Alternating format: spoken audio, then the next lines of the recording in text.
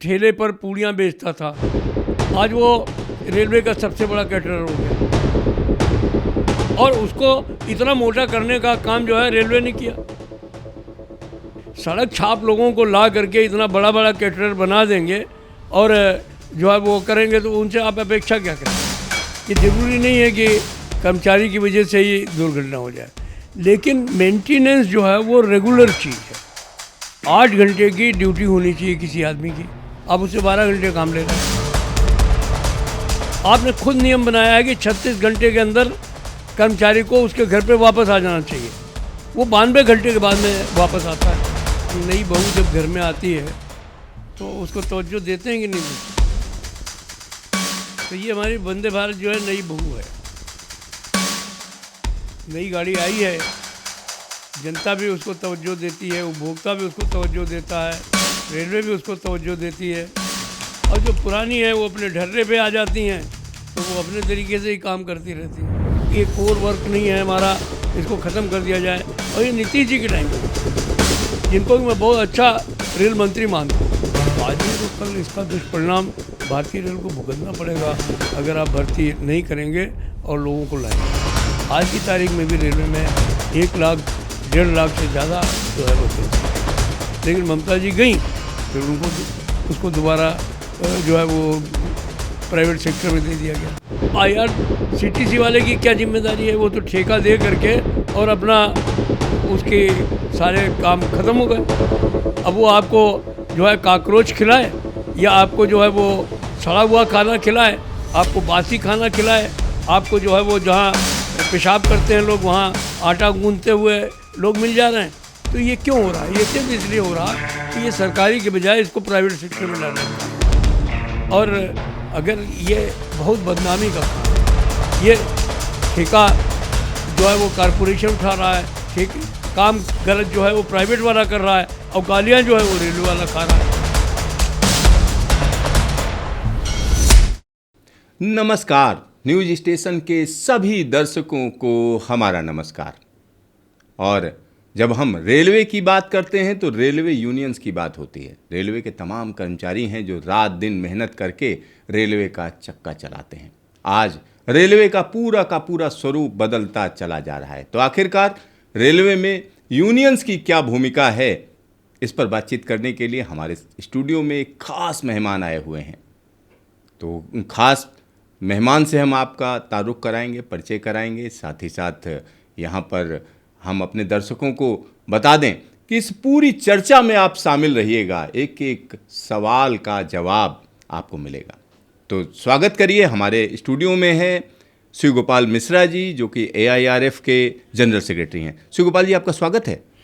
नमस्कार, बहुत बहुत आपको धन्यवाद कि आपने मौका दिया आपसे बात करने का न्यूज स्टेशन में। शिव गोपाल जी, एक लंबे समय से आप जो है यूनियन से जुड़े हुए हैं, तमाम जो कर्मचारी हैं उनके मुद्दों को उठाते रहते हैं, उनकी समस्याओं को एक सल्यूशन देने की कोशिश करते हैं। तो हमारे दर्शक जानना चाहते हैं कि ज़रा अपने करियर के बारे में बताइए, कैसे शुरुआत हुई। और एक वक्त था जब यूनियन की बात होती है तो कहीं ना कहीं चक्का जाम की बात होती है, और जॉर्ज फर्नांडिस साहब का जिक्र आता है, VV गिर जी का जिक्र आता है, तमाम बड़े बड़े लोग इस यूनियन से जुड़े रहे AIRF से। तो ज़रा हमारे दर्शकों को बताइए कि किस तरीके की यूनियन है, क्या क्या चीज़ें हैं, कैसे आपने शुरुआत की। देखिए, जहाँ तक मेरा सवाल है तो मैं तो कभी ये बात सोचता नहीं था कि शायद रेलवे में नौकरी करने के लिए भी आऊँगा। एक हरदोई ज़िले में एक हमारा स्कूल था, BN इंटर कॉलेज भगवान नगर, वहाँ पढ़ते थे। तो दिमाग में एक बात थी कि हमको MSc करना है और करने के बाद में फिर इसी स्कूल में आगे पढ़ाना है। तो ये विचार ले करके और आगे बढ़ने का काम कर रहे थे। लेकिन चूँकि हमारे फादर जो है वो थोड़ा सा पहले वो जो है वो कांग्रेस, फिर कांग्रेस सोशलिस्ट, फिर कांग्रेस सोशलिस्ट से कम्युनिस्ट, फिर कम्युनिस्ट से मार्क्सवादी कम्युनिस्ट, फिर मार्क्सवादी कम्युनिस्ट से CPI-ML, कुछ उनकी धारा इतनी जो है वो वामपंथ की तरफ चलती गई और वो इतनी बार और इतने समय के लिए जेल में गए कि उसने एक मैं कहूँगा कि मजबूर किया एक परिवर्तन के लिए। और चूँकि मैंने एक इम्तहान दे दिया, और हालांकि मैं उस समय एमएससी कर रहा था, तो जेई के इम्तहान होते थे रेलवे में आने के लिए, मैंने अप्लाई कर दिया और सिलेक्शन हो गया। तो बड़ा नेचुरल है कि आकर के ज्वाइन कर लिया यहाँ पर। जब मैं बीएससी में भी पढ़ता था तो थोड़ा सा जो स्टूडेंट मूवमेंट है उसमें हमारी भूमिका रही वहाँ पर, और अपने कॉलेज का भी सेक्रेटरी भी रहा लखनऊ में। और उस समय भी ये सब बातें दिमाग में रहती थी, थोड़ा खेल से भी प्रेम था हम लोगों का, तो एक लोगों के साथ में बैठकी तो रहती थी, जुड़ाव भी रहता था। लेकिन कभी ये नहीं हम लोगों ने सोचा था। लेकिन जब मैं अप्रेंटिसशिप में आया तो वहाँ की ट्रेनिंग के दौरान मैं, अब वहाँ एक क्लब था उसका मैं जनरल सेक्रेटरी हो गया। और जनरल सेक्रेटरी लोग 1 साल के लिए होते हैं, मैं अपने अप्रेंटिस इंजीनियर्स क्लब का जनरल सेक्रेटरी 3 साल रहा। ये किस सन की बात है, कब कब ये सब ये शुरुआत हुई? 1971 से लेकर के और 73 तक मैं 3 साल वहाँ का जनरल सेक्रेटरी रहा। और वहाँ के क्लब के जनरल सेक्रेटरी होने की वजह से बहुत कॉन्फिडेंस आने का काम हुआ। तो एक ऐसा माहौल बना, और इसी बीच में सन 74 की हड़ताल भी हुई। हालांकि जिस समय मैं पढ़ रहा था, बीएससी कर रहा था, मैं कहूँगा कि लखनऊ में, उस समय 1968 की हड़ताल हुई, 1 दिन की हड़ताल थी। अच्छा, ये रेलवे की हड़ताल? लखनऊ की, हाँ, रेलवे की हड़ताल थी। और चूँकि हमारे मामा जो हैं वो उस ज़माने में प्रेसिडेंट होते थे नॉर्दर्न रेलवे के, बाद में जो ऑल इंडिया मेंस फेडरेशन के भी उपाध्यक्ष बने, और वो जो है वो प्रेसिडेंट काफ़ी समय तक रहे। तो अब वो जब हड़ताल करते थे तो बड़ा नेचुरल है कि एक माहौल तो घर में था ऐसा जिसमें कि मुझे भी कुछ ना कुछ करना ही पड़ता था। अब जैसे वो कहीं छिपे हुए हैं तो अब उनको खाना पहुंचाना है, या उनके कपड़े चेंज कराने हैं, या उनको कहीं पहुंचाना है, तो ये हर किसी को ये काम नहीं दिया जा सकता था। तो ये सब काम मेरे जिम्मे रहता था, तो मैं उनको पहुंचाने का काम करता था। तो मुझे इस बात का तजुर्बा था कि क्या तकलीफ़ होती है, क्या नहीं होता है। मुझे एक घटना याद है 68 की कि स्वर्गीय चौबे जी जो हमारे करीब 32 साल ऑल इंडिया रेलवे फेडरेशन के जनरल सेक्रेटरी है, और स्वर्गीय वाजपेयी जी, खबर आया कि जो है वो कुछ कपड़े ले जाने हैं, और उन दिनों बड़ी दाढ़ी वाड़ी बढ़ा ली थी इन लोगों ने। तो ये हुआ कि वाजपेयी जी के लिए बहुत बार छापे पड़ रहे थे, पुलिस वाले आ जाते थे, और ये होता था कि ये पकड़ाई में नहीं आते हैं, भाषण भी करके चले जाते हैं गेट पर से। तो पुलिस पे बहुत दबाव था कि भाई इनको किसी न किसी तरीके से अरेस्ट करो। तो ये हुआ कि साहब जो है वो ब्लेड वगैरह भिजवाना है, चूँकि अब दाढ़ी बनाने का वक्त आ गया है, वो इस तरीके से जो है वो चेंज करके ही जो है वो रह पाएंगे। तो मैं गया, मैंने कहा देखूं, तो आपको यकीन नहीं होगा कि जो ताड़ी खाना है लखनऊ का नाके का, उसकी जो गद्दी थी उसके ऊपर ही दोनों आदमी लेटे हुए मिले। कोई कल्पना भी नहीं कर सकता कि जो आदमी जो है वो तंबाकू और पान नहीं खाते हों, वो ताड़ी खाने की जो है वो ज़मीन पे जो है वहाँ पर लेटे हुए मिलेंगे उसकी गद्दी के ऊपर। तो ये ऐसे माहौल है उस समय। वही हालात करीब 74 में भी थे। 74 में तो हम लोग रेलवे में ही आ गए थे, अप्रेंटिस जरूर थे, लेकिन ट्रेनिंग के दौरान भी हम लोग सारे काम करते ही थे। कल 8 मई थी। मैं आपको बताऊं कि मुझे आज भी मेरे रोए खड़े हो जाते हैं कि चूँकि 1 मई को जज ने लखनऊ में जो है सन 74 में अपनी मीटिंग को एड्रेस किया, और हम लोग सब वहाँ पर थे। पूरा माहौल गर्म हो गया। 1 मई 1974 की बात? 1974 की बात है। और बहुत ज़बरदस्त मीटिंग हुई वो। मतलब एक तरीके से मैं आपको कहूँगा कि 90% रेलवे मैन जो है वो इकट्ठा हो गया, और तमाम शहर के लोग भी उसमें मीटिंग में आ गए। और जहाज़ ने उस दिन बहुत भावुक तरीके से अपने भाषण को भी दिया। हमको आज भी याद है कि उसने एक नारा दिया, कहा कि अब आज हालात ये है आप लोगों की कि बेटर जेल देन रेल। और उसमें उन्होंने जेल में जो कैदियों के ऊपर खर्चा होता है उसका आंकड़ा दिया और फिर कहा कि रेल को के कर्मचारी को क्या मिल रहा है ये बताने का काम उन्होंने अच्छा, जो ये हड़ताल या जॉर्ज फर्नांडिस का ये मूवमेंट शुरू हुआ तो इसमें मुद्दे क्या थे उस समय, क्यों उस लेवल पे मामला पहुंच गया? नहीं, उसका कारण सबसे बड़ा ये था कि आज की जो स्थिति है और उस समय के भेजेज की परिस्थितियों में बहुत फ़र्क था।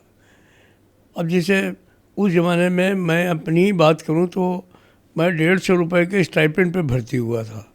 150 रुपये स्टाइपेंड मिलता था, हालांकि डीए उसमें इंक्लूड होता था। लेकिन अब 74 में 250 रुपये मिलते थे टोटल। अब 250 रुपये में मान लो मेरा तो मैं स्टूडेंट था एक तरीके से तो चल जाता था, लेकिन किसी कर्मचारी से ये अपेक्षा की जाए कि वो 250 रुपये में चलाएगा, मुश्किल है। मैं जिन लोग मेरे साथ काम करते थे रेलवे में, मैं उनसे खुद बात करता था तो वो सब ये कहते थे कि भैया एक हफ्ते में तनख्वाह ख़त्म हो जाती, फिर उसके बाद में उधारी चलने लगती थी।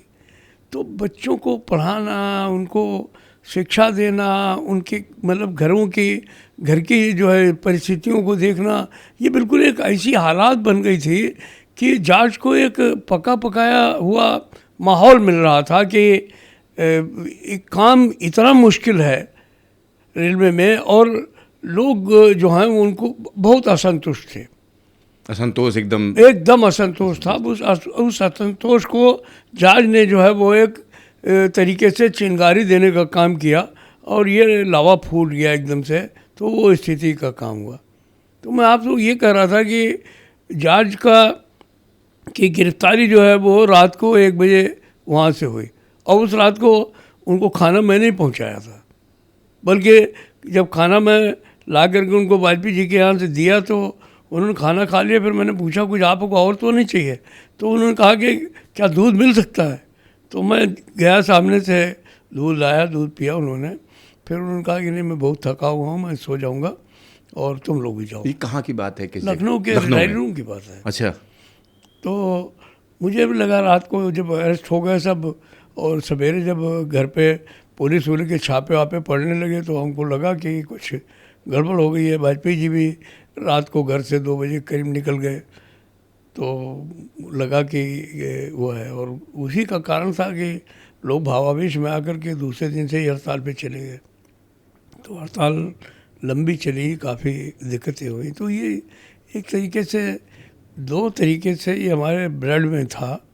एक तो पिताजी एक तरफ जो है वो गदर पार्टी के मेंबर थे, वहाँ से जो है वो स्वतंत्रता की लड़ाई उन लोगों ने लड़ी और बाद में उन्होंने किसानों की लड़ाई लड़ी। किसान सभा के महामंत्री थे, वो काफ़ी मजबूती से लड़ते थे और कभी भी ये नहीं समझ में आता था कि उनको कभी वही नहीं सोचते थे कि कब हमको जेल जाना है, कब हमको बाहर रहना है। तो एक जीन्स में वो भी था और दूसरा ये ननिहाल से भी थोड़ा सा हमको जो रेलवे का जो लड़ाई है वो सामने आई। लेकिन सोच कुछ और रहे थे, लेकिन अब रेलवे में आ गए तो एक बन गया कि नहीं ठीक है। जब यहाँ पर आए तो हालांकि सुपरवाइज़र में आए थे, पढ़े लिखे भी थे, जो है वो एक बार इम्तहान में दिया, पास भी कर गए। फिर ये हुआ कि नहीं एक ऐसे चौराहे पे थे कि क्या करना चाहिए, तो दिमाग में यही आया कि नहीं ये रेल कर्मचारियों की सेवा की जाए वो ज़्यादा अच्छा है। और मैं 1976 में जो है वो अपने यूनियन का डेलीगेट बना, प्रतिनिधि जिसको कहते हैं, और वो भी चुनाव के जरिए बना। 1976 1976 से 76 में बड़ा लंबा। और वो भी मतलब उस समय कोई सुपरवाइज़र यूनियन में नहीं जाते थे, ऐसे ही कोई वर्कशॉप में इधर उधर एक आध आदमी 2 आदमी मिलते थे जो अदरवाइज़ वो अपनी एसोसिएशन वगैरह चलाते थे, लेकिन यूनियन में उनकी ग्राह्यता भी नहीं थी और उनको इंटरेस्ट भी नहीं रहता था। तो मैंने एक ही इस चैलेंज को एक्सेप्ट किया, क्योंकि मुझे लगता था कि उस समय जो कर्मचारी था वो सुपरवाइज़र को ही अपना सबसे बड़ा दुश्मन मानता था। सोचता था कि यही हमारे लिए सबसे ज़्यादा जो है वो ख़तरनाक है और यही सबसे ज़्यादा हमारे साथ जाती करता है। मुझे लगता था कि ये बात बिल्कुल गलत है और इसको पलटना चाहिए। तो जब मैंने फैसला किया कि मैं चुनाव लड़ूंगा डेलीगेट का, तो पहले सुपरवाइजर्स की एक अलग कॉन्स्टिट्यूंसी होती थी, उन्होंने उसको चेंज कर दिया और उसको चेंज करने के बाद में उन्होंने हमको जो है वो जो स्टाफ है उसके साथ कॉन्स्टिट्यूंसी में मिला दिया। और आपको मतलब बड़ी खुशी है मुझे इस बात की कि जब वोट पड़े तो उसमें 80% वोट मेरे को मिले, सबसे ज़्यादा वोट मुझे मिले, जबकि मैं यंग भी था, कोई मेरा बहुत बड़ा तजुर्बा भी नहीं था, लेकिन मैं लोगों के साथ में बातचीत ढंग से करता था। उनकी कोई समस्या होती थी तो अगर होने वाली होती तो उसको फ़ौरन निपटाता था, और जहाँ कहीं लगता था कि ये हमारे बस की बात नहीं है, वहाँ उनको सही तरीके से गाइड करता था कि इस तरीके से करो तो ये हल हो सकता है। तो वो एक विश्वास बन गया था और वो आगे चल करके धीरे धीरे ऐसा बना कि फेडरेशन के जनरल सेक्रेटरी तक आज भी लोग वही विश्वास मानते हैं। तो एक बड़ा भरोसा है लोगों का और एक लंबा समय हो चुका है आपको। तो एक जरा हमारे दर्शकों को एक और बात बताइए कि जो पहले वाला जो दौर था और आज का दौर, क्या फ़र्क नज़र आता है? एक तो कमिटमेंट में बहुत फ़र्क है, क्योंकि मैंने जो समय देखा पुरानी लीडरशिप के प्रति, जो लोगों का कमिटमेंट है वो बहुत ज़बरदस्त था। और उसके दो कारण मेरे को समझ में आते हैं।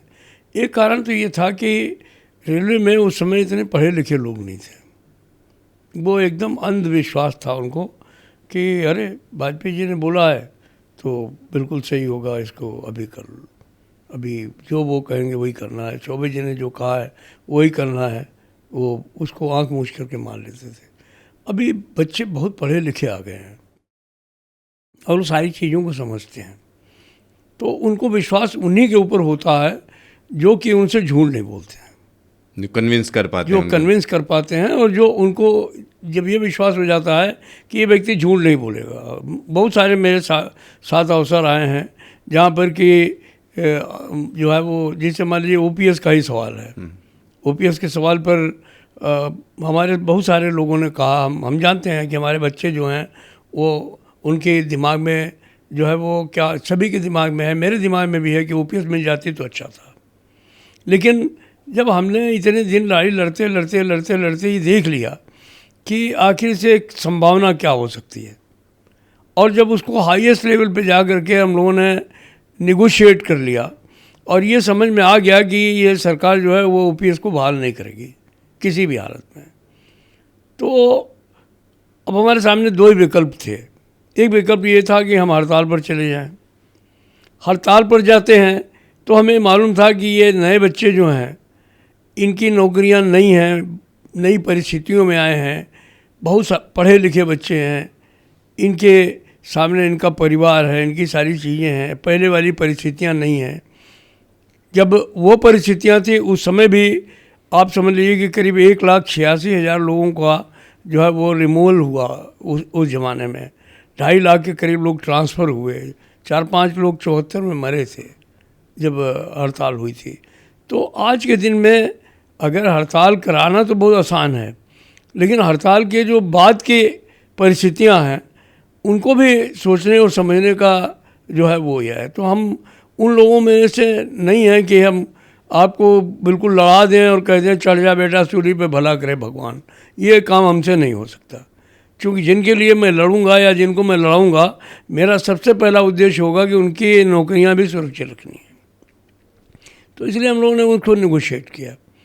यूपीएस आई, यूपीएस के वजह से काफ़ी लोगों में असंतोष भी हुआ और बहुत सारे लोग जो शुरू में यूपीएस के पक्ष में भी थे, नेगोशिएशन में भी मौजूद रहे, वो लोग भी बाद में पलटी मार गए।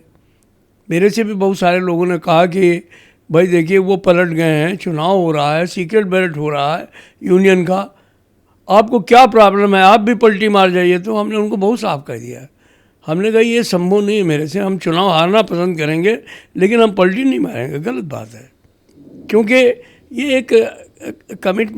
एक तरीके से अगर आपने इस तरीके का काम किया तो आप अपना धरातल खो देंगे। अच्छा, एक चीज़ हम समझना चाहते हैं, जब सरकारें बात करती हैं, जब आप लोग बुलाया जाता है, आपसे बातचीत शुरू होती है, तो ओपीएस और यूपीएस को ही लें तो सरकार का रुख क्या रहा और आप लोगों ने कैसे निगोशिएट किया? क्योंकि हर एक व्यक्ति तो वहाँ होता नहीं है, तो वो किस तरीके की बातचीत होती है, कैसे जो है आप अपने एक एक इश्यूज रखते हैं, आपका लंबा अनुभव है, तो निगोशिएट किस तरीके से करते हैं आप लोग? देखिए, जैसे ये ओपीएस का ही इशू है। अब ओपीएस अचानक में एक जसवंत सिंह ने जब वो वित्त मंत्री थे तो एनडीए की सरकार थी उस समय, अटल जी प्रधानमंत्री थे, उन्होंने एक सर्कुलर निकाल दिया जेपीओ की, अब जो 1 जनवरी 2004 के बाद भर्ती होंगे लोग तो वो नई पेंशन योजना में आएंगे। हालांकि इसका विरोध जो है वो 2003 में उन्होंने ये सर्कुलर निकाला दिसंबर 26 को, लेकिन इसका विरोध जो है वो 1 साल पहले से ही शुरू हो गया था। नेशनल काउंसिल जेसीएम ने भी इसका विरोध किया, रेलवे में भी इसका विरोध था, पोस्टल में भी इसका विरोध था, उस समय तो टेलीकॉम भी था, उन लोगों ने भी विरोध किया, डिफेंस के एम्प्लॉयज़ ने इसका बहुत विरोध किया कि ये नहीं होना चाहिए। लेकिन सरकार ने एक ऐसा मतलब बना दिया कि उस पर अग्रलेख लिखे गए, तमाम जो आप जानते हैं कि ऐसे भी पत्रकार लोग हैं कि जो सरकार की तरफ से लिखते हैं, माहौल बनाया गया, माहौल बनाया गया कि साहब आपको तो करोड़ों रुपए मिलेंगे जब आप रिटायर होंगे। और उस समय लोग भी नहीं थे उतने जितने जिससे कि कोई उस पर एकदम से लड़ाई की जैसी बात हो जाए। तो अल्टीमेटली ये लड़ाई चलती रही, कई बार हुआ, सरकार ने कहा बिल्कुल बात ही नहीं करेंगे इस विषय पर।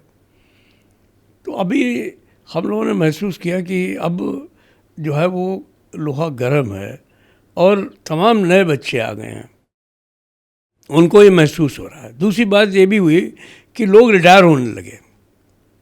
जब तक लोग रिटायर नहीं हो रहे थे तब तक किसी को पता नहीं था कि हमको क्या मिलेगा क्या नहीं मिलेगा। जब रिटायर होने लगे और उनको 1500 रुपये, 1200 रुपये, 800 रुपये पेंशन के नाम में मिलने लगा तो लोगों की चेतना जो है वो जागने का काम शुरू हुआ। तब लोग उनकी कुंठा भी जागी कि भाई ये तो बहुत गलत है। तो हम लोगों ने भी उसको इनकैश किया कि ये ठीक नहीं है और फिर हम लोगों ने आंदोलन को एक नया रूप देने का काम किया।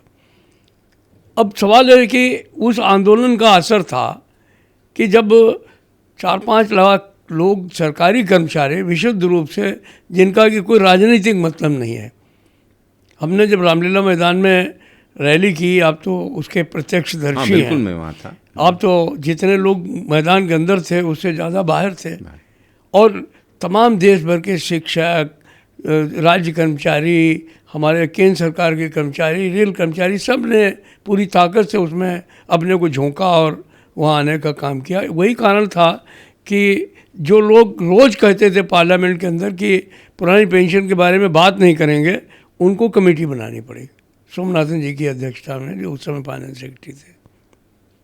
उस ने जो है वो स्टैंडिंग कमेटी, मैं स्टाफ साइड सेक्रेटरी तब भी था, तो उन्होंने बुला करके बात की। उसमें पीएफआरडीए के चेयरमैन भी थे, उसमें हमारी डीओपीटी की सेक्रेटरी भी थी, उसमें हमारे जो डीएफएस के सेक्रेटरी हैं वो भी थे। तो इन सारे लोगों ने, सारे सेक्रेटरीज की जो कमेटी थी, हाई पावर कमेटी थी, उसने हम लोगों को बुला के बातचीत की। तो उन्होंने कहा कि आप क्या चाहते हैं? हमने कहा पुरानी पेंशन, आप उसको बहाल कर दीजिए। तो एक मीटिंग में तो बस आपको क्या चाहिए, हम कहते थे पुरानी पेंशन, वो कहते थे कुछ और बोलिए, हम लोग कहते थे कुछ और है ही नहीं। तो अल्टीमेटली वो मीटिंग जो है वो ऐसे ख़त्म हो गई। लेकिन उसके बाद उन्होंने कहा कि हम फिर बात करते हैं, और फिर उन्होंने दोबारा बुला करके बात की, बाकायदा प्रेजेंटेशन दिया कि देखिए क्या इसका असर होगा और आर्थिक स्थिति में क्या असर होगा, अगर हम कंट्रीब्यूटरी पेंशन ख़त्म करते हैं तो उसका क्या असर होगा। तो बेसिक चीज़ पे आइए कि आप चाहते क्या हैं। तो बहुत सारे लोगों ने ये बात कही कि भाई देखिए, बात ये है कि पेंशन जो है वो चैरिटी नहीं है। जस्टिस चंद्रचूड़ का एक डिसीजन है नकारा के केस में, जिसमें उसने खुद कहा, चंद्रचूड़ जी ने, इनके चंद्रचूड़ जो प्रेजेंट वाले थे उनके पिताजी ने कहा, अच्छा, उन्होंने कहा कि pension is not a charity. ये जो सरकारी कर्मचारी अपनी सेवाएं देता है पूरे जीवन, ये उसके एवज में उसका प्रतिफल है, वो आपको देना ही पड़ेगा। तो ये सुप्रीम कोर्ट का जजमेंट था, लेकिन सरकार ने उसको बदल दिया कि हम आपसे कंट्रीब्यूशन लेंगे। तो अब ये आके मामला फंस गया कि हम जो है वो आधी पेंशन देंगे या नहीं देंगे, इस पे मामला आगे अटक गया। तो अल्टीमेटली जब वार्ता बिल्कुल टूटने को थी तो सोमनाथन सर ने बोला कि हम लोगों ने कहा कि सर अब कुछ होगा नहीं, अब हमको आप अपना काम करने दीजिए और आप अपना काम करिए जो आप अधिकृत हैं जिसके लिए। मुझे मालूम है आपकी मजबूरियाँ, और हमारी भी मजबूरी है कि अब हम लोग इस जहाँ तक पहुँच गए हैं वहाँ से पीछे नहीं आएंगे, तो अब हम अपना काम करेंगे। उन्होंने कहा आप अपना काम क्या करेंगे? हमने कहा और क्या करेंगे, अब हमारे लिए हड़ताल के अलावा कोई विकल्प नहीं रास्ता है। नहीं। सही बात तो ये है। तो उन्होंने कहा नहीं, अभी हमारी आपकी वार्ता ख़त्म नहीं हुई है और इसको आप ब्रेक डाउन मत समझिए, थोड़ा सा विराम ले लिए फिर बात करेंगे। उन्होंने बात किया होगा वित्त मंत्री से या जिससे भी, वो तो मुझे मालूम नहीं है, लेकिन ये ज़रूर है कि एक खबर आई कि वित्त मंत्री जी बात करेंगे, तो हम लोगों का कर लेंगे, कोई प्रॉब्लम नहीं है।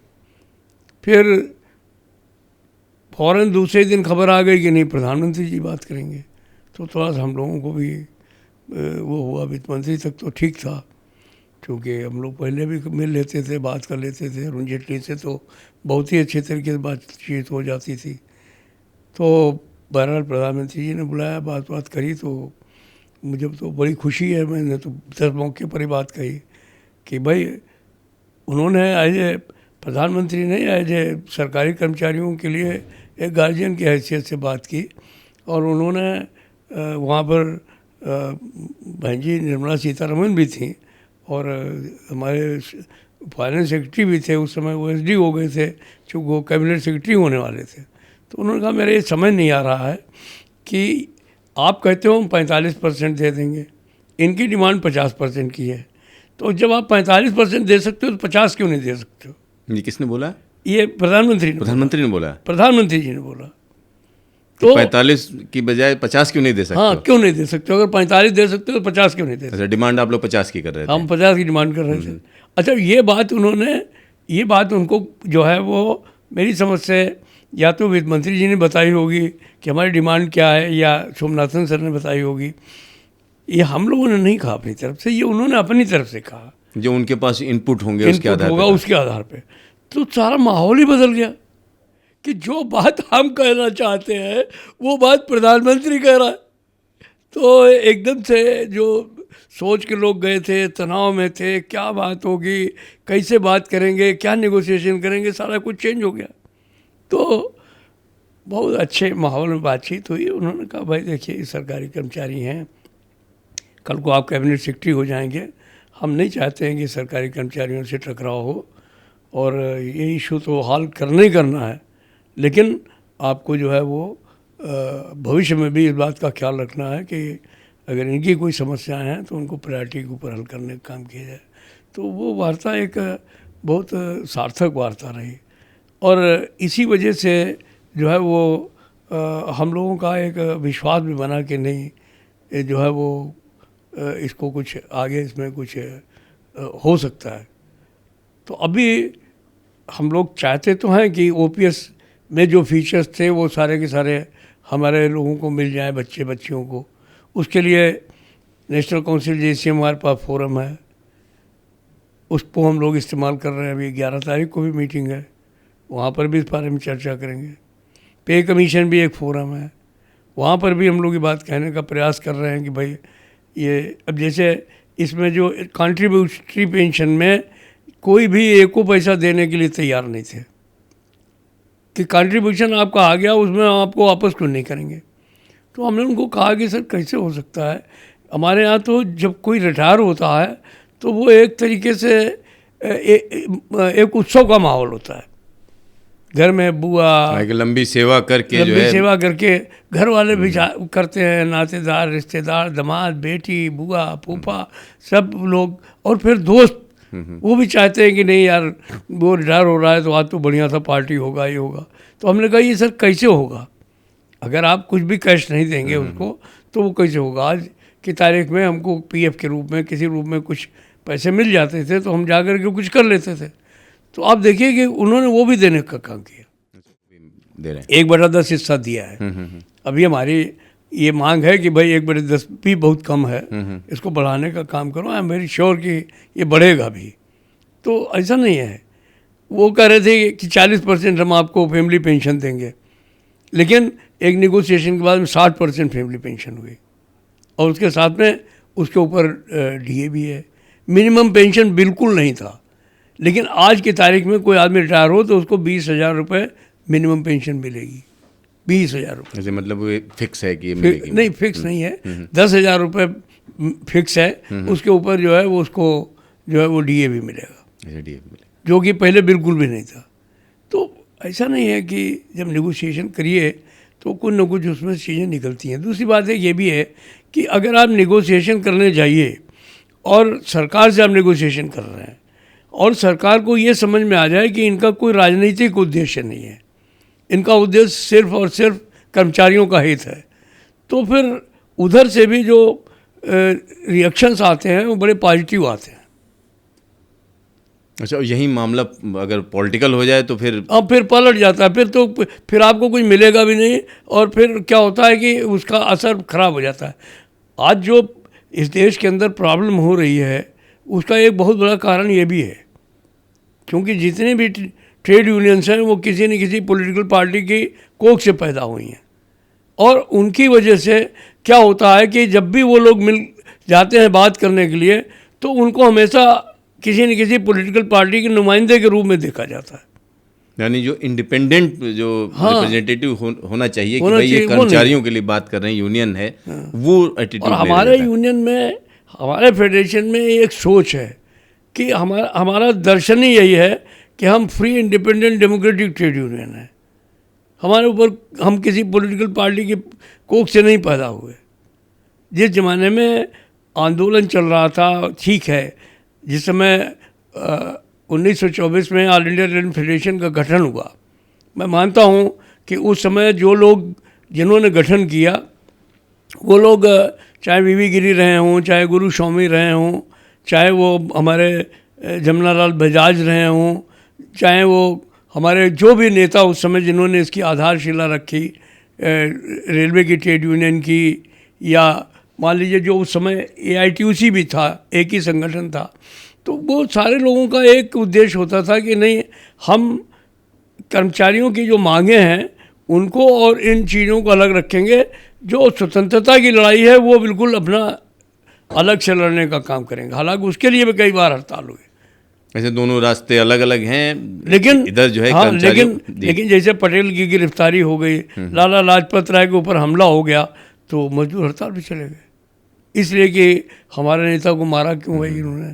तो ऐसा नहीं है कि उस लड़ाई में भी पूरा योगदान मजदूरों का रहा, लेकिन बाद में भी हम लोगों ने ये रास्ता पकड़ा कि जब कांग्रेस सत्ता में आई, उसने अपनी यूनियन बनाने का काम किया, तो जितने ऐसे लोग थे जो ये सोचते थे कि नहीं, ट्रेड यूनियन आंदोलन जो है वो अलग रहना चाहिए, जैसे अच्युत पटवर्धन थे, अशोक मेहता थे, वीवी गिरी थे, जयप्रकाश जी थे, तो ये सब लोगों का ये एक सोच था कि नहीं, यूनियन को इससे अलग रखना चाहिए, राजनीति से अलग रखना चाहिए। तो उन लोगों ने एक आंदोलन बनाने का काम किया, free and independent trade union होनी चाहिए। तो उसकी वजह से काफ़ी अच्छाइयाँ भी रहीं। हालांकि हम लोगों ने जितनी भी हड़तालें की उन पे काफ़ी हम लोगों को 60 में, 68 में, 74 में काफ़ी नुकसान झेलना पड़ा, लेकिन एक अच्छाई ये रही कि जब भी हुआ तो सरकार ने नेगोशिएट करने का काम तो किया। अब 74 की इतनी बड़ी हड़ताल और इतना बड़ा विक्टिमाइजेशन, सरकार ही बदल गई। सरकार बदल गई तो सारी परिस्थितियां बदल गई, सारे लोग जितने निकाले गए थे नौकरी से सब वापस आ गए। तो ये जो चीज़ें हैं वो एक बहुत बड़ा महत्व रखती हैं। और मैं समझता हूँ कि अगर इस तरीके से सोचा जाए और एक ये भी सोचा जाए कि भाई हम जो चीज़ मांग रहे हैं वो कहाँ तक संभव है, सरकार कहाँ तक दे सकती है, वो भी अपने दिमाग में रखना चाहिए। तो हठवादिता नहीं चलती है, हठ धर्मता नहीं चलती। अच्छा, ये तो एक समय जो बीत गया, लेकिन आज के परिप्रेक्ष्य में देखें तो आपके संगठन के सामने आज की तारीख में कितने मेंबर हैं, और क्या मेंबरशिप को लेके लोग लालायित रहते हैं कि हाँ हमें ज्वाइन करना चाहिए? और जो यूनियंस में भी कंपटीशन आ गया है, क्योंकि अलग अलग यूनियंस हैं, सरकार अपने हिसाब से टैकल करती है। तो अगर हम भारतीय रेलवे की बात करें तो AIRF उनका जो है बेस्ट नुमाइंदा है, इसके लिए आप लोग क्या करते हैं? यानी किस तरीके से उनके दिमाग में बने रहें, इसके लिए कोई कोशिश होती है? देखिए बहुत कोशिश होती है। हम लोगों ने कैडर बिल्डिंग का बहुत काम किया है, और आज की तारीख में अगर यूनियन को या ऑल इंडिया रेलवे फेडरेशन की बात मैं कहूँ, उसको जीवंत संगठन के रूप में रखना है तो निश्चित तौर पर हमें अपने युवाओं को संगठित करना बहुत ज़रूरी है। और ऑल इंडिया रेलवे फेडरेशन ने इस काम को बहुत अच्छे तरीके से किया है।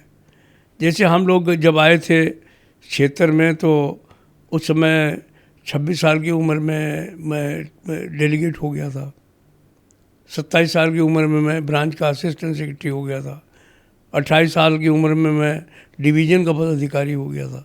तो हम लोग भी कोशिश करते हैं कि जितने यंग से यंग बच्चों को हम लोग ले आएँ, उनको जोड़ने का काम करना चाहिए। और आज जो ऑल इंडिया रेलवे फेडरेशन की आधारशिला है, मजबूती है, या लोगों के अंदर ऑल इंडिया रेलवे फेडरेशन का विश्वास है, उसका कारण जो है वो सिर्फ हमारे जो युवा बच्चे और बच्चियां हैं वही हैं। क्योंकि वो इस बात को समझते हैं कि ये संगठन जो भी बात करेगा वो उसको पूरा करने की पूरी कोशिश करेगा। ये झूठी बातों का जो है वो आडंबर वाला काम नहीं करेंगे। ये कोई चीज़ नहीं होने वाली है तो साफ कह देंगे कि नहीं हो सकता। ये यानी एक भरोसा उनको अंदर पैदा करने का काम हुआ है। दूसरी बात यह है कि ऑल इंडिया रेलवे फेडरेशन का जो एक इतिहास है वो भी बहुत काम आता है हम लोगों के।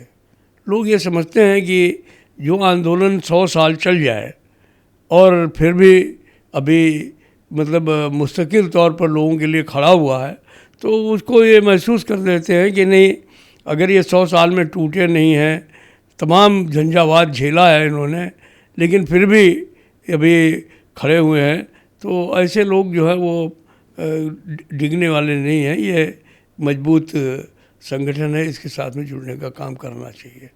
तो यही कारण है कि कोई भी चुनाव हो, चीज़ें हो, दिक्कतें होती हैं, प्रॉब्लम भी होती हैं। आजकल के चुनाव में जो जनरल चुनाव में गड़बड़ियाँ होती हैं वो हमारे चुनाव में भी होने लगी हैं।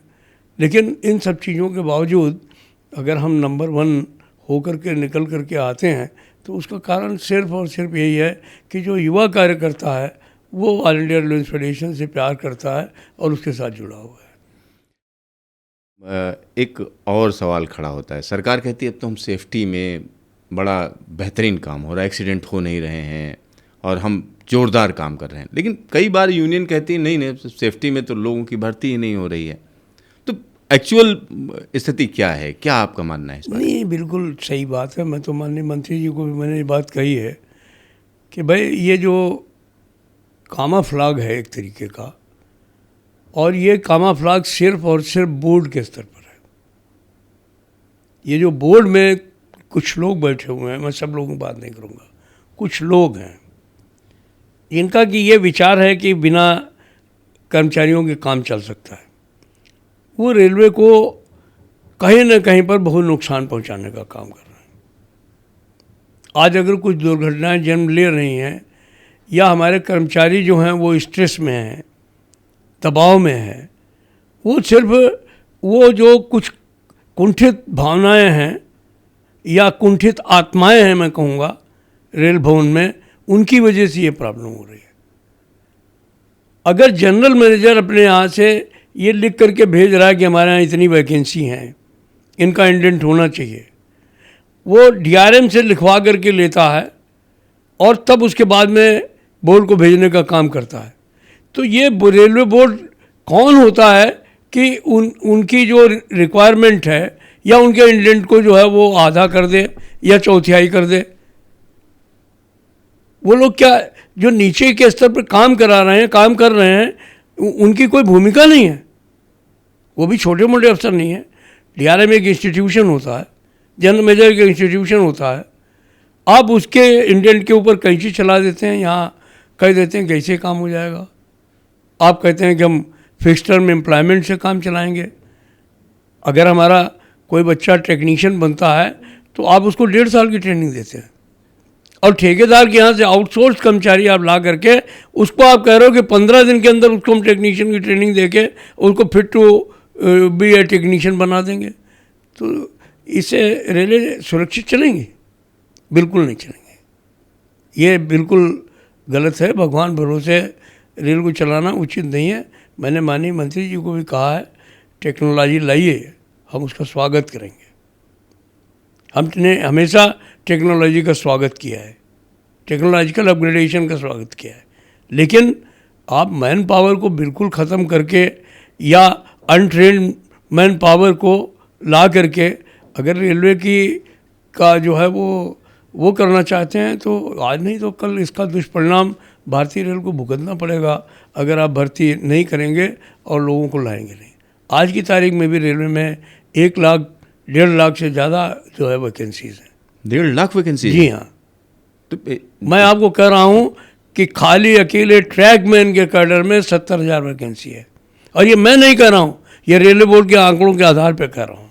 लेकिन अब तो ट्रैक भी बढ़े हैं, कहा जा रहा है नए नए ट्रैक पड़ रहे हैं, 4थी लाइन 3री लाइन, तो और एक्सीडेंट भी नहीं हो रहे हैं, कुछ भी इस तरीके की चीज़ें नहीं हो रही जिसमें कहा जाए कि ज़रूरत है उनकी। तो आखिरकार हो क्या रहा है? आप कह रहे हैं 1.5 लाख लोगों की कमी है, तो वो 1.5 लाख रेलवे क्यों लाएगा कि अगर कुछ हो ही नहीं रहा है, उनका काम चल रहा है, कैसे चला रहे हैं काम? मुझे समझ में नहीं आ रहा है ये। देखिए, एक बात समझ लीजिए कि दुर्घटना और जो है वो गाड़ियों का सुचारू रूप से चलना, ये दोनों अलग अलग विषय हैं। दुर्घटना जो है वो कभी कर्मचारी की कमी की वजह से भी हो सकती है, कभी ट्रैक फेल्योर की वजह से भी हो सकती है, कभी इंजन फेल्योर की वजह भी हो सकती है, कभी सिग्नल फेल्योर की वजह से भी हो सकती है। तो ये टेक्नोलॉजिकल फेल्योर्स की वजह से भी हो सकती है। ये ज़रूरी नहीं है कि कर्मचारी की वजह से ही दुर्घटना हो जाए। लेकिन मेंटेनेंस जो है वो रेगुलर चीज़ है। अगर मेंटेनेंस रेगुलर नहीं होगी, या आज क्या हो रहा है, 8 घंटे की ड्यूटी होनी चाहिए किसी आदमी की, आप उससे 12 घंटे काम ले रहे हैं। किसी आदमी को 9 घंटे के बाद में गाड़ी चला करके घर अपने वापस आ जाना चाहिए। उस लोको पायलट को, असिस्टेंट लोको पायलट को, ट्रेन मैनेजर को 16 घंटे आप जो है वो बाहर लाइन में रखते हैं। आपने खुद नियम बनाया है कि 36 घंटे के अंदर कर्मचारी को उसके घर पे वापस आ जाना चाहिए।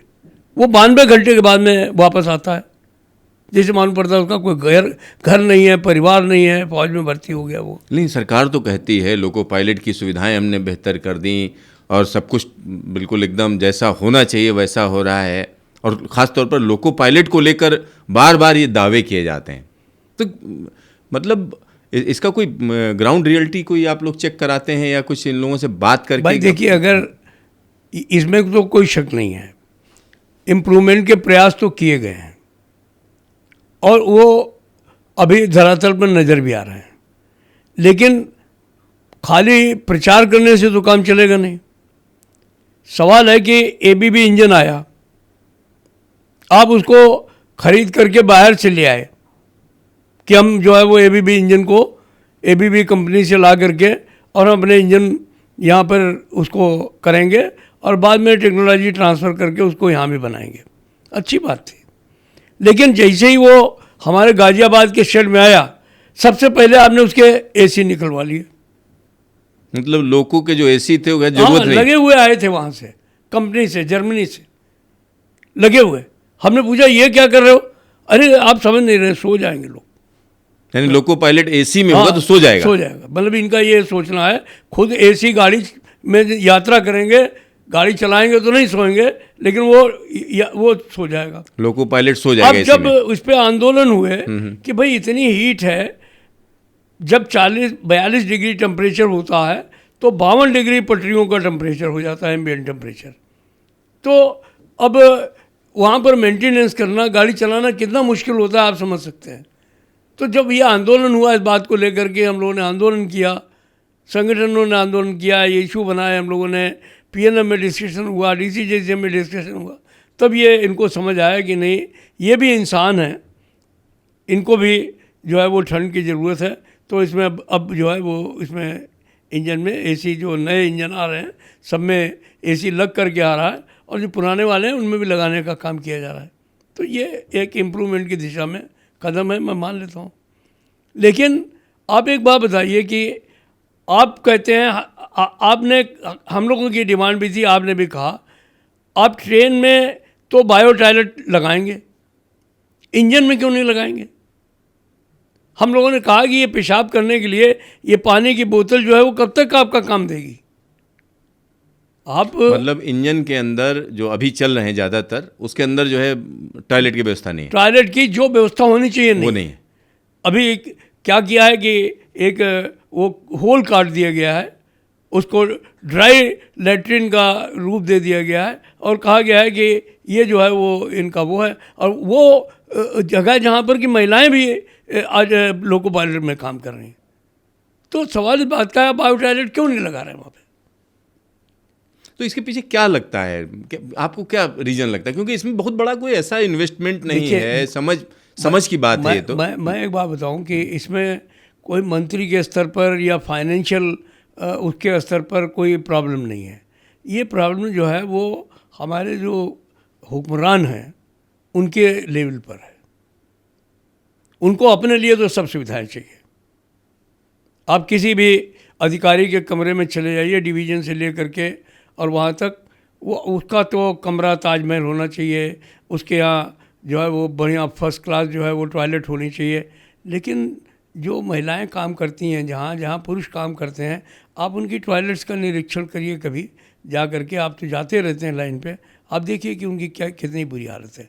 हम लोगों ने, ऑल इंडिया एयरलाइंस फेडरेशन ने इतना दबाव डाल करके कहा, हमें खुशी है कि हमारे तमाम CRBs ने आदेश निकाल दिया कि जहाँ एक सिंगल महिला भी काम करती है वहाँ पर अलग से टॉयलेट की व्यवस्था होनी चाहिए, अलग चेंज रूम होना चाहिए। आज भी ये स्थिति है कि महिलाएं जो हैं वो टॉयलेट नहीं है उनके लिए। आज वो ट्रैकमैन हैं, वो विवश हैं जो है वो झाड़ियों में बैठने के लिए और अपने जो है वो नेचुरल उसके लिए। तो ये जो चीज़ें हैं वो एक समझने की बातें हैं, और इसमें कोई बहुत बड़ा पैसा नहीं लगने वाला है। जो माइंडसेट है उसको खुला रख करके काम करने वाला काम है। इसके लिए कोई टारगेट नहीं होता है। वैसे रोज़ VC जो है वो 6-6 घंटे 8-8 घंटे होती है। एक VC टॉयलेट पे क्यों नहीं होती? जो बेसिक मुद्दे हैं, एक VC चेंज रूम पे क्यों नहीं होती? अगर इतनी इम्पॉर्टेंट चीज़ें हैं तो आप दुनिया भर की चीज़ों के लिए आप जो है वो दिन भर VC करते हैं जनरल मैनेजरों से और DRM से, इस पे VC क्यों नहीं करते? तो ऐसे ये मुद्दे हैं जिन पर कि इनको ध्यान देने की आवश्यकता है। आज का जो युवा है रेलवे में, उसके सामने जो सबसे बड़ा सवाल है वो ये है कि इतना पढ़ा लिखा बच्चे आ गए हैं कि उनको सबसे बड़ी उनकी जो ज़रूरत है वो ये है कि वो ये सोचते हैं कि मजबूरी थी, मैं PhD किए हुए था, मुझे तो प्रोफेसर बनना चाहिए था, मैं BTech था, मुझे तो इंजीनियर होना चाहिए था, मैं डिप्लोमा किए हुए था, मुझे तो JEE बनना चाहिए था, लेकिन मैं ट्रैकमैन बन गया हूँ, मैं खलासी बन गया हूँ, हेल्पर बन गया हूँ, चूँकि कोई हमारे पास साधन नहीं था। तो आज उनके मन में एक ही भावना आती है कि हमारे कोई प्रमोशन के अवसर खोले जाएं। अब जब हम उनसे ये कहते हैं कि भाई इनको एक LDC ओपन कर दो, तो यही हमारे जो अधिकारी हैं वो जो है वो उल्टा पलटा पढ़ाने की कोशिश करते हैं सबको। मैंने माननीय मंत्री जी से भी कहा कि भाई आप 10%, अभी 50% लोग डायरेक्ट रिक्रूट किए जाते हैं, आप इसमें से 10% जो है वो आप जो है वो इनको LDC ओपन कर दीजिए। तो ऑलरेडी रेलवे में हैं वो लोग। हाँ, ऑलरेडी हैं। और आप डाइल्यूट मत करिए, जो आरआरबी की क्वालिफिकेशन है जिस भी कैडर की, उस कैडर के हमारे पास लोग हैं, एक्सपीरियंस लोग हैं, उनको एक्सपीरियंस भी रहेगा और वो आप उनको मौका दीजिए, वो आगे बढ़ेंगे तो उनको मोटिवेशन भी होगा। लेकिन ये यहाँ पर बैठे हुए लोग हैं, उनको समझा देते हैं इसमें तो से नुकसान हो जाएगा। मुझे नहीं लगता किसका नुकसान होने वाला है। तो इस तरीके की तमाम इश्यूज हैं। शिवपाल जी, एक और बड़ी चीज़ जो आमतौर पर रेलवे में नज़र आती है, ख़ासतौर पर जब हम रनिंग ट्रेन की बात करते हैं, बहुत से लोग कहते हैं कि वंदे भारत, ढेर सारी वंदे भारत आ गई, और वंदे भारत के साथ साथ जो दूसरी ट्रेनें हैं उनको तवज्जो नहीं दी जाती है, ऐसी बातें कही जाती हैं। मतलब तमाम तरह की सोशल मीडिया पे चीज़ें आती हैं। तो क्या लगता है कि वंदे भारत को ज़्यादा तवज्जो दी जाती है या दूसरी ट्रेनों को नहीं दी जा रही है? नहीं सिद्धार्थ भाई, ऐसा नहीं है। ये ऐसे आप समझिए कि नई बहू जब घर में आती है तो उसको तवज्जो देते हैं कि नहीं देते हैं। तो ये हमारी वंदे भारत जो है नई बहू है, नई गाड़ी आई है, जनता भी उसको तवज्जो देती है, उपभोक्ता भी उसको तवज्जो देता है, रेलवे भी उसको तवज्जो देती है। और जो पुरानी है वो अपने ढर्रे पे आ जाती हैं, तो वो अपने तरीके से ही काम करती रहती हैं, चलती रहे, वो चलती रहती हैं। तो नई बहू को तवज्जो है। अच्छा, एक और चीज़ जो ज़्यादा लोगों के दिमाग में रहती है, जब आप ट्रेन में चलते हैं तो कहीं ना कहीं कैटरिंग एक बड़ा इशू हो जाता है, और कैटरिंग को लेकर तरह तरह की कोशिशें भी की गई। जब सुरेश प्रभाकर प्रभु थे, फिर उसके बाद गोयल साहब आए, फिर अश्विनी वैष्णव जी हैं, ये भी भाई कैसे इसको सुधारा जाए इस पर, और तरह तरह की घटनाएं आती रहती हैं। जैसे हाल फिलहाल की बात करें तो एक जो है ऐसी घटना आ गई जिसमें पता चला खाने में ही कीड़े नज़र आने लगे, या इस तरीके की एक दो घटनाएं नहीं हैं, कई घटनाएं इस समय कहीं ना कहीं आ जाती हैं। तो इसको लेकर क्या कहेंगे, क्या इसमें किस तरीके के सुधार की ज़रूरत है? मैं आपको एक बात बताऊं कि ये हमारा दुर्भाग्य है कि इस देश में लोगों को ऐसा लगता है कि सरकारी क्षेत्र में जो है वो हम कुछ बेहतर नहीं कर सकते। मेरा अपना मानना है कि जो सरकार कर सकती है वो प्राइवेट सेक्टर बिल्कुल नहीं कर सकता। और मैं आपको बताऊं कि आप कभी मिलते जुलते रहते हैं लोगों से, आप कभी किसी पुराने अधिकारी से मिलिए और उससे पूछिए कि पहले ज़माने में जब कैटरिंग रेलवे के पास थी तो उसका क्या हाल था। रेलवे स्टेशन पे जो कैटरिंग के जो है वो रेस्टोरेंट होते थे, मैं आपको बताता हूँ कि बाहर के लोग वहाँ खाना खाने के लिए आते थे। नए शादीशुदा जोड़े वहाँ पे खाना खाने के लिए आते थे। चलो रेलवे के रेस्टोरेंट में आपको खाना खिलवाते हैं, रूफ टॉप गार्डन्स होते थे, दुनिया भर की चीज़ें होती थीं, हमारी अपनी पेंट्री कार्स होती थीं, इतना बढ़िया भोजन लोगों को परोसा जाता था और उसकी बाकायदा चेकिंग होती थी, उसका पूरे कैलोरीज वैल्यूज़ का वो होता था। हमारे अधिकारी और इंस्पेक्टर्स उसमें अपनी जान लगा देते थे। एक कंप्लेंट हो जाती थी तो उससे पूरा डिपार्टमेंट हिल जाता था।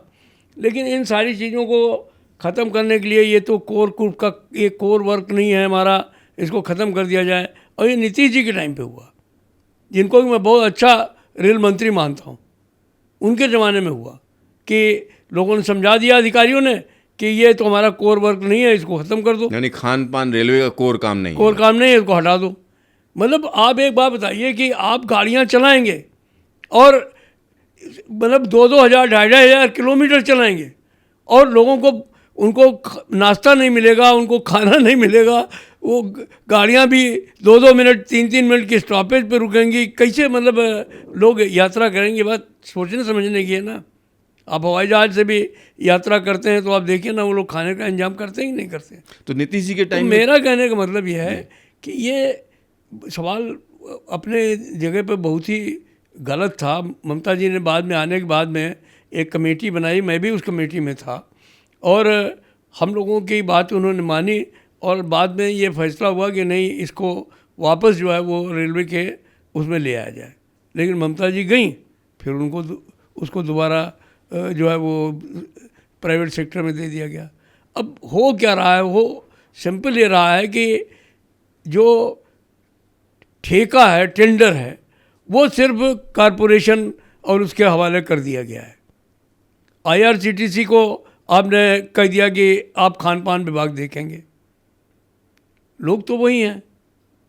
रेलवे में जब वो देखते थे तो रेलवे में DRM, senior DCM catering, CCM catering होता था, वो उसकी अपनी जिम्मेदारी होती थी। अब IRCTC वाले की क्या जिम्मेदारी है? वो तो ठेका दे करके और अपना उसके सारे काम ख़त्म हो गए। अब वो आपको जो है काकरोच खिलाए या आपको जो है वो सड़ा हुआ खाना खिलाए, आपको बासी खाना खिलाए, आपको जो है वो जहाँ पेशाब करते हैं लोग वहाँ आटा गूंथते हुए लोग मिल जा रहे हैं। तो ये क्यों हो रहा है? ये सिर्फ इसलिए हो रहा है कि ये सरकारी के बजाय इसको प्राइवेट सेक्टर में डालने का काम हुआ है। और अगर ये बहुत बदनामी का काम है। ये ठेका जो है वो कारपोरेशन उठा रहा है, काम गलत जो है वो प्राइवेट वाला कर रहा है और गालियाँ जो है वो रेलवे वाला खा रहा है। तो ये उचित नहीं है। इसमें क्या किया जाना चाहिए?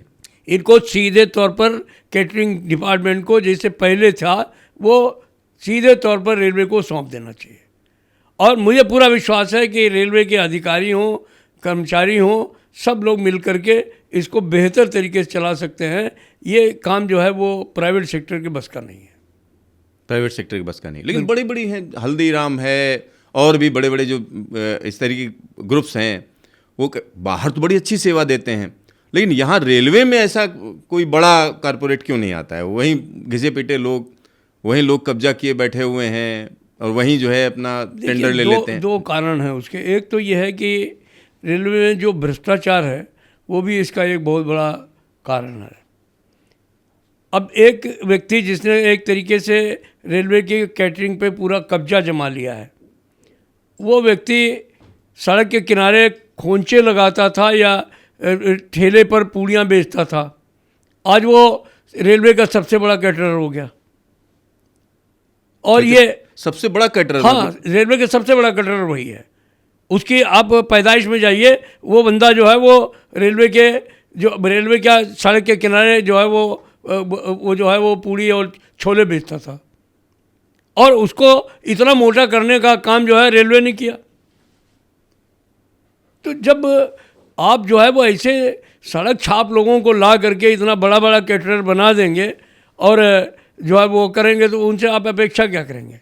ये यहाँ हल्दीराम को आने नहीं देंगे, ये यहाँ पर किसी अच्छे लोगों को पनपने नहीं देंगे कि तुम भी आकर के यहाँ पे काम कर लो। उनकी इतनी मोनोपोली हो गई है यहाँ पर कि आप जो है वो उनको यहाँ से उखाड़ नहीं सकते।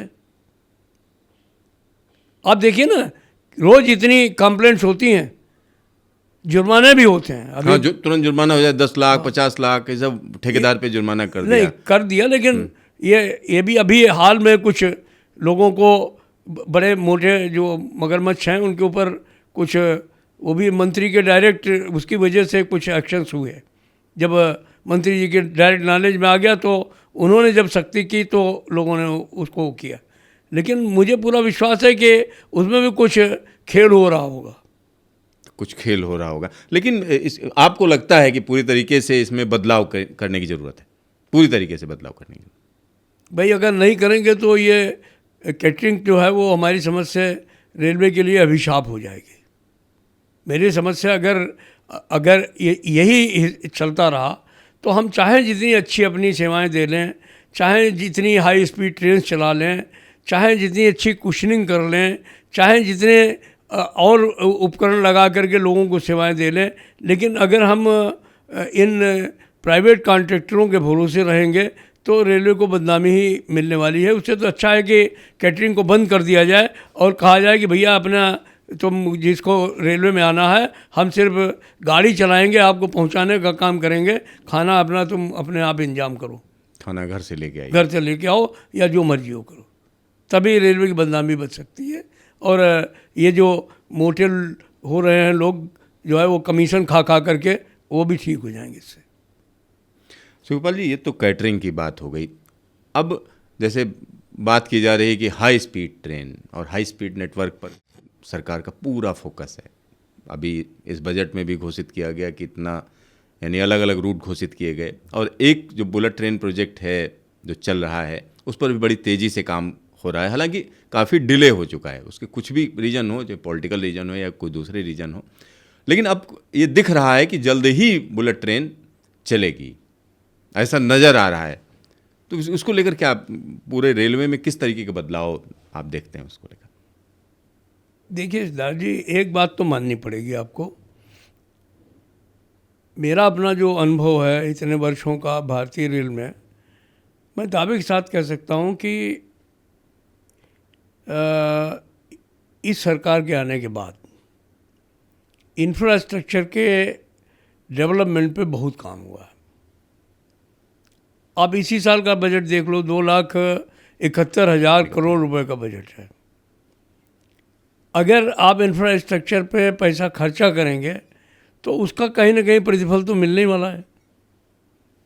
पहले हम लोग 25,000 करोड़ 50-52 हज़ार करोड़ रुपए का बजट आ जाता था तो लोग खर्चे नहीं कर पाते थे, मतलब उसमें से 10-15 करोड़ हज़ार करोड़ रुपए बच ही जाता था। ये स्थिति थी। आज वो परिस्थिति नहीं है। आज सरकार जो है वो पैसा देती है तो कोशिश कर रही है कि समय से काम हो। हाई स्पीड कॉरिडोर बनना है तो बनेगा, बुलेट ट्रेन चलनी है तो चलेगी। तो ये जो एक सोच है और जिस तरीके का देश में एक माहौल बनने का काम हुआ है वो एक अच्छी चीज़ है। मैं समझता हूँ कि इस दिशा में जो प्रगति हो रही है वो बहुत अच्छी बात है। आज आप गए हैं अभी वहाँ पर श्रीनगर में, और आपने देखा है कि जिस तरीके के चिनाव ब्रिज, अंजी ब्रिज, जिस तरीके की टेक्नोलॉजी जो है वो ला करके और लोगों ने उसको बनाने का काम किया है, तो ये एक देश के लिए, राष्ट्र के लिए धरोहर है। मैं तो कहूँगा कभी कोई कल्पना ही नहीं कर सकता था। आप बम्बई जाइए, कहाँ तो सवेरे चलते थे, हम लोग छोड़ देते थे अपनी रोड व्हीकल्स और सबअर्बन ट्रेन पकड़ करके चले जाते थे कि नहीं पहुंच पाएंगे। आज देखिए कितनी टनल्स बन गई, सब चीज़ें हो गई, लोग कर रहे हैं, इतनी सड़कें बन रही हैं, सारा चीज़ हो रहा है। तो मेरा अपना सोच ये है कि सरकार की एक सोच तो है कि हम देश के अंदर इंफ्रास्ट्रक्चर डेवलप करें और ऐसा इंफ्रास्ट्रक्चर डेवलप करें जो कि दुनिया के तमाम देशों से बहुत आगे हो। और मैं तो दुनिया में बहुत सारी जगहों पे जाने के मेरे को मौका मिलता है। ITF एग्जीक्यूटिव बोर्ड का मैं मेंबर हूँ। मैं देखता हूँ कि हमारे भारतवर्ष में रेलों का जो सुधार हो रहा है तमाम दुनिया के जो डेवलप्ड कंट्रीज़ हैं उनसे भी बेहतर हो रहा है, उनसे भी बेहतर हो रहा है।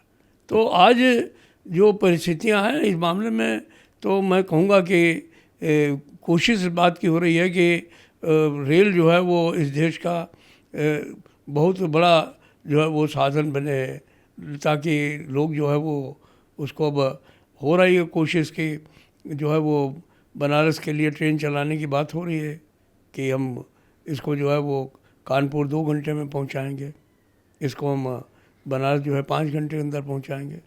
तो एक अच्छी बात है ये। इससे जो लोगों को एक हवाई जहाज़ का इंतज़ार करना था वो जो है वो ट्रेनों में जाना पसंद करेंगे।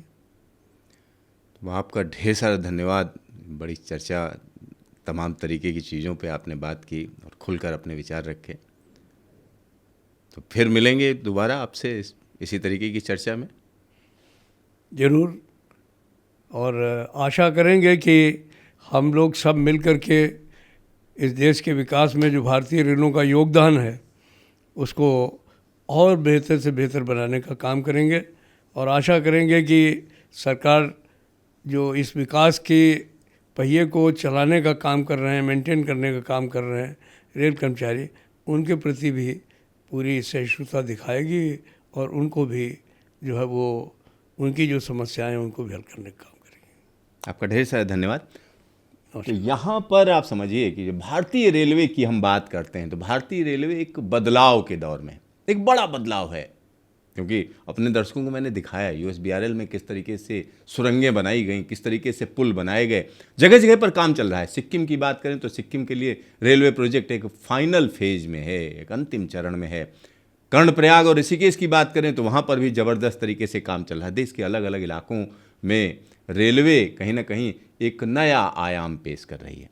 और ऐसे में जो भारतीय रेलवे के कर्मचारी हैं और उनकी भी जिम्मेदारी बढ़ती है, उनके सामने जो चैलेंजेज हैं वो भी एक नए रूप में आते जाएंगे। तो इस पर बड़े बृहद तरीके से चर्चा की। हमारे साथ शिव गोपाल मिश्रा जी थे जो कि जनरल सेक्रेटरी AIRF के हैं।